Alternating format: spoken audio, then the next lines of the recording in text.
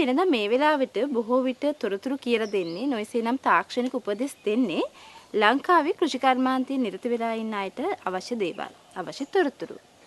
නමුත් අද අපි ටිකක් ඒකෙන් එහාට ගිහිල්ලා උත්සාහ කරනවා පවුලේ පෝෂණය වැඩි දියුණු කරන කාන්තා ඔබට වැදගත් වෙන තොරතුරු කිහිපයක් කියලා දෙන්නට. විශේෂයෙන් ජාතික ආහාර නිෂ්පාදන වැඩසටහනට සමගාමීව පවුලේ පෝෂණය නගා සිටුවීම සඳහා කෘෂිකර්ම දෙපාර්තමේන්තුව උත්සාහ කරනවා යම් වැඩසටහනක් අපේ ග්‍රාමීය ව්‍යාප්තිය කටයුතු තුළ අපේ ජනතාව තුළ ගොවි කාන්තාවන් තුළ තියත් කරන්නට. ඒ හරහා තමයි අද මේ වැඩසටහන ඔබට අපි ඉදිරිපත් කරන්නේ.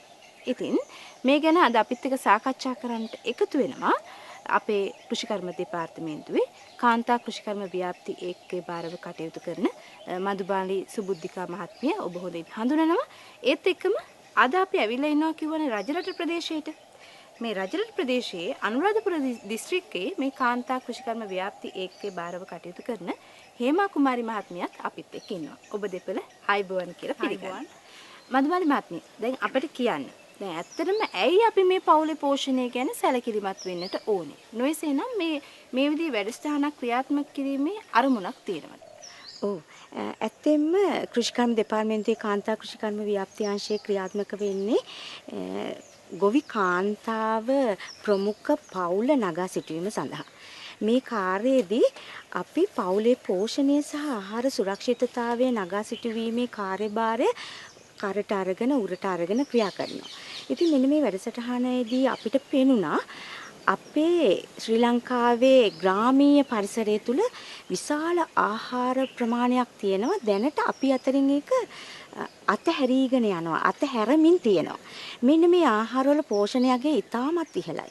ඒ වගේම තමයි අපේ පරිසරයෙන් අපිට මේක නැවතත් වගා කරගෙන හෝ තියෙන දේවල් හොයා කරගෙන අපේ ආහාරයට එක් කර ගැනීම තුළින් අපේ පෝෂණය සහ පවුලේ ආහාර සුරක්ෂිතතාවයට මේක පිටුහලක් කරගන්න පුළුවන් කියන තැනට කෘෂිකර්ම දෙපාර්තමේන්තුවේ ඇවිල්ලා ඉන්නවා. එහි අරමුණක් විදිහට අපි අද රජරට ප්‍රදේශයේ තියෙන අපෙන් අතහැරීගෙන යන පාරම්පරික ආහාර රටාවන් ආහාර සහ ඒ ආහාර සකස් කරන පිළිවෙල වෙනස්. හොඳයි. දැන් මදුමාලි අපිට කිව්වා රජරට ප්‍රදේශයට අපි ඇවිල්ලා ඉන්නවා කියලා. අපි මේ ඉන්න ප්‍රදේශය නුවර කලාවේ නොයසේනම් අනුරාධපුරේ බණ්ඩාර පුලියන්කුලම කියන ග්‍රාමයේ තමයි අපි මේ ඉන්නේ. හේම අපිට කියන දැන් මේ ඇත්තටම සාම්ප්‍රදායික ආහාර අපෙන් ගිලිහි යන කතාවක් මේ මතුමාලිය අතින් කියවුණා. එතකොට මේ අපි උයන පිහන කලාව කොහොමද අපේ සංස්කෘතියත් එක්ක ආහාර සංස්කෘතියත් එක්ක කොයිතරම් ඉතිහාසයකට යනවද සහ ඒ ගැන තොරතුරු ටිකක් අපිට කියන්න පුළුවන්. ඕනෑම රටක භූගෝලීය සහ දේශගුණික පිහිටීම් රටානුව තිබෙන විවිධත්වයේ මත ඒ ප්‍රදේශයෙන් ප්‍රදේශයට වෙනස් වූ ආහාර සහ සත්වයින් අනුව තම තමන්ගේ ආහාර සකස් කරගත්තා. ඒක ජාතික ආහාර සංස්කෘතිය කියලා අපි හඳුන්වනවානේ. ඒ වගේම රජ රටටත් ආවේනික වෙච්ච පිහමන් රටාවක් ආහාර රටාවක් තිබුණා. ඒක ගැන තමයි අපි අද කරන්න යන වැඩසටහනින් බලාපොරොත්තු වෙන්නේ. රජ රටට ආවේනික වෙච්ච පිහමන් රටාව එලි දක්වන්න. අපි දැන් උයනවා පිහිනවා, කණ්ඩ දෙනවා, පෝෂණය ලබනවා. ඇත්තටම මේ සාම්ප්‍රදායික ආහාර පරිභෝජනයේ වැදගත්කමක් තියෙනවා. වර්තමානයේ ඇත්තටම හැම වර්ග කිලෝමීටරයකටම මෙඩිකල් සෙන්ටර් එකක් තියෙනවා. නේද? පුරාණ අතීතයේ අපේ රටේ හැම වර්ග සැතපුමකටම වැවක් තිබ්බ ප්‍රදේශයක් මේ රජ රට කියන්නේ. ඒ වගේම මට මතකයි එදා හෙළදිව කතෘ රොබර්ට් නොක්ස් 1664 කියලා තියෙනවා මේ රටේ සෑම ගෘහණියක්ම වෛද්‍යවරියක් කියලා. ඒ වගේම අවුරුදු 80 පිරුණත් මහල්ලං ක්‍රියාශීලී තරුණයන් වගේ වැඩ කරනවා කියලා. එහෙනම් මොකද්ද වෙනස? පුරාණ ඉඳලා අපි කාපු මේ සාම්ප්‍රදායික ආහාරවල වෙනස නේද? දැන් ඇත්තටම මේ ආහාරවල විශේෂ ගුණාංග තියෙනවද? දී යක්ක ගෝත්‍රිකයන්ගේ ආහාරයේ ආනිසංස 5ක් තිබිලා තියෙනවා. පළවෙනි එක තමයි මේ ආහාරයෙන් ස්ත්‍රීන්ගේ රූප ස්වභාව වර්ධනය වෙනවා. දෙක මේ ආහාර වලින් පුරුෂයන්ගේ වීරිය ප්‍රඥාව ශක්තිය වර්ධනය වෙනවා. ඒ වගේම තුන්වෙනි එක තුන්දොස් සමනය වීම තුල කය මනස ඒකාග්‍රතාවයටපත් වෙනවා. යහපත් සිහියෙන් වාසය කරන්න පුළුවන් හැකියාව ලැබෙනවා. ඊළඟ එක මේ ආහාරය නිසා අපේ ශාරීරික ප්‍රතිශක්තිය වර්ධනය වෙනවා. දැන් ඇත්තටම දැන් අපි සාමාන්‍ය ආහාරවල තියෙනවා ඇඹුල් ಜಾති, බැදුම් ಜಾති, හොදි ಜಾති මේ විදිහ අපි දැන් පිළියෙල කරගන්නවානේ. ඒතකොට මේ දේශීය ආහාර සංස්කෘතිය තුළ මේවට විශේෂ නම් හිමි වෙලා තිබුණා කියලා ඔබ කිව්වා. යම් අපි මතක් කරමුද පොඩ්ඩක්. අපේ ලංකාවම ගත්තොත් පොදුවේ අපි ආහාර පිහන ප්‍රධාන ක්‍රමවේද 4කට වෙන් කරන්න පුළුවන්. එකක් තමයි සූපය, කැඳය, ඊට පස්සේ ව්‍යංජන වර්ග සහ බත් වර්ග. ওই බත් වර්ග රාශියක් පිළිබඳව මහා වංශයේ සඳහන් වෙනවා.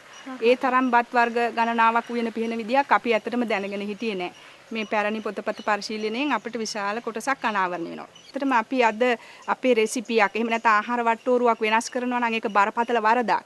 මේවා පුරාණ ඍෂිමය ඥාණයෙන් එලි දක්වපු ආහාර වට්ටෝරු. ශරීරයට ප්‍රත්‍ය වෙන, ශරීරයේ තුන්දොස් සමනය වෙන, ශරීරයේ ධාතු වඩවන ආකාරයට තමයි මේ ආහාර වට්ටෝරු සකස් කරලා තියෙන්නේ. මම හිතන්නේ ඒක කිසිම අයිතියක් තියෙනවා කියලා වෙනස් කරන්න.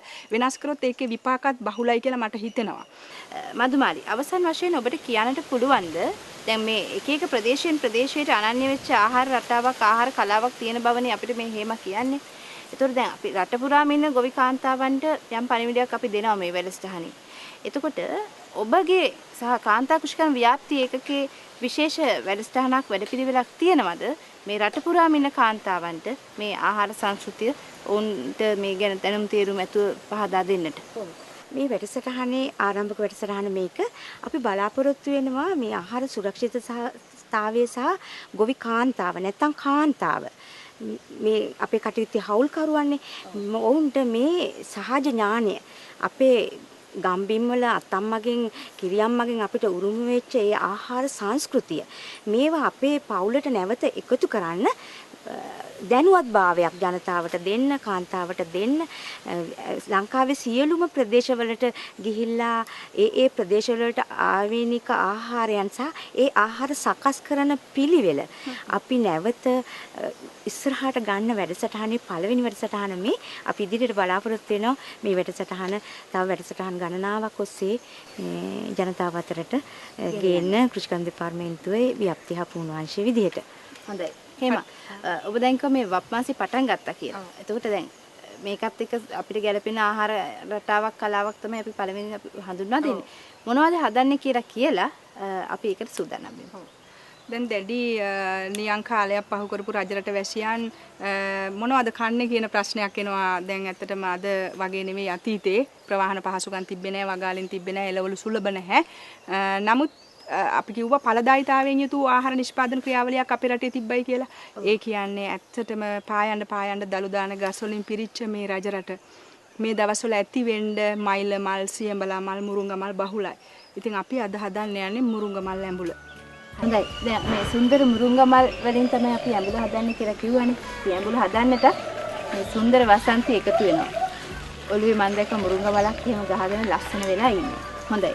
වසන්ති. දැන් කොහොමද මේක හදන්නේ? අවශ්‍ය ද්‍රව්‍ය ටික මතක් කරලා අපි මේකට වෑංජනේ හදන්න මුරුංග මල් ඇඹුල අවශ්‍ය දේවල් පතු ලුණු, මිරිස් කුඩු, අමු මිරිස් හීනෙට කපලා, සුදු ලුණු තලාගත්, කහ කුඩු, ගම් මිරිස් කුඩු, සියඹලා, අබ, ලුණු. ඔව් දැන් මේ මුරුංග මල් ටික ඔබට පේනවා. දැන් මේකට අවශ්‍ය 3-5 මිරිස් කුඩු ටික එකතු කරගන්න තමයි වසන්ති සූදානම්. හොඳයි වසන්ති කියන ගමන් අපි කරමු බලන්න. මිරිස් කුඩු, කහ කුඩු, රසායන ලුණු ටිකක් වැඩිපුර එකතුනොත් රසක් වැඩි වෙනවා නේද? ඔව් අපි රතු ලුණු ටික එකතු කරගන්නවා මේ විදිහට. කරපිංච, අමු මිරිස් සියඹලා දානවා දිය කරගෙන හෝ ඇට සියඹලා දුන්නු ටිකක් මිශ්‍ර කරගෙන සියල්ලම වසන්ති දැන් අපි මොකද කරන්නේ? අපි පළවෙනිම මේක ඇතිලි ලිපේ තියෙන රත් වෙන්න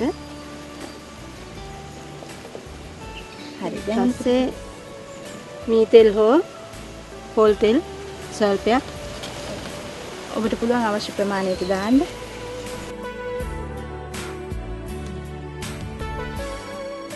ඉස්සලාම අප ටික දානවා.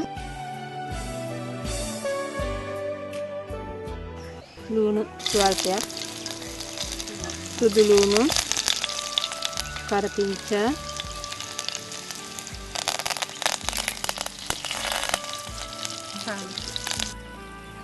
ඔබට පේනවා ඇත්තටම දැන් වසන්ති මේ ලිපේ තිබ්බා ටෙම්පරාදු කරන්න අවශ්‍ය ද්‍රව්‍ය. දැන් රන්වන් පාට මේක බැදෙන්න ඕනේ. බැදලා තියෙන්නේ. දැන් මේක දානවා මේ මුරුංගා මල් ටික මේකට දානවා.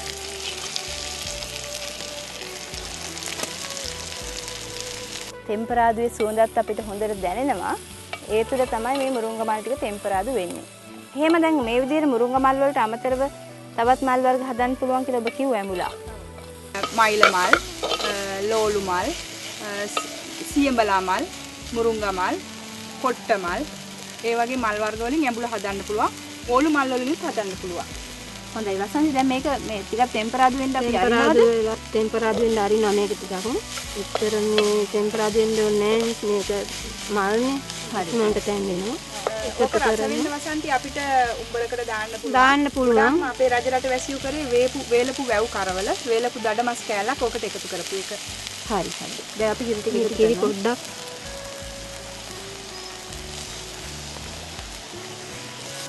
දැන් මේ විදිහට අපි තැම්බෙන්න ඉඩ අරිනවද?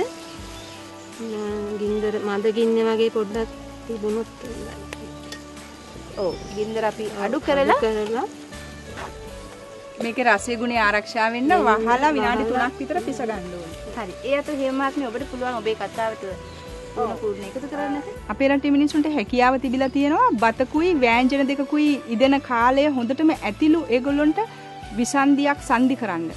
පත්තුවක් බැඳලා ඉවර කරනකොට ඒක සංදි වෙලා ඉවරයි. ඒ තරම් හන්දි වෙදකටම දක්ෂ වෙද මහත්තුරු ඉඳලා තියෙනවා ලංකාවේ.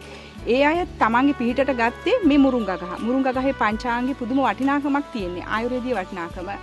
මේකේ අහක දාන්න කිසිම දෙයක් නැහැ. කෙටියම කිව්වොත් බඩේ අමාරුවකට තැඹුම් හොද්දක් හදන්න ගියත් ගම් මුරුංගා ගහේ පොත්තක් වුවමනා වෙනවා. බල්ලෙක් හැපුවොත් ක්ෂණිකව මුරුංගා කොළ හුණුත් එක්ක අඹරලා ගෑවහම සියලු විෂ නැසනවා. විෂ නැසන ගුණය තමයි මේ මුරුංගා ගහේ බොහොම යහමින් තියෙන්නේ. ඇත්තටම මේ දර ලිපේ රස්නෙත් එක්ක මේ එළවලුවේ මේ ඇඹුලේ සුවඳ අපිට හොඳටම දැනෙනවා. දිවට කෙල උනනවා. වසන්ති දැන් මේක හදලා ඉවරයි. ඔව්. හරි. දැන් මොකද කරන්නේ? දැන් මේක අහි කරගන්න. දැන් පිළිගන්නන්න හදන්නේ. පිළිගන්න.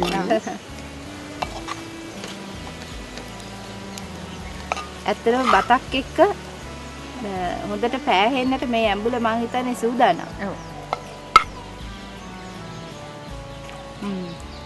ඇත්තෙන්ම ඇඹුල් රසය ඒත් එක්කම කටට දිවට හැපෙන ගතිය ඒත් එක්ක මේ මුරුංගා මලට ආවේනික රසය මේ ව්‍යංජනය තුළ මේ ඇඹුල තුළ තියෙනවා. ඉතින් අපි ඔබට ආරාධනා කරනවා මේ විදිහට ඔබේ ප්‍රදේශයේ තියෙන මල් වර්ගයක් භාවිතා කරලා ඇඹුලක් හදලා ඔබේ බත්පතට එකතු කරගන්නට කියලා. එහෙම යමක් කියන්න තියෙනවද මේ ගැන? ඔව් මුරුංගා මල් ගොඩාක් පෝෂ්‍යදායී ආහාරයක්.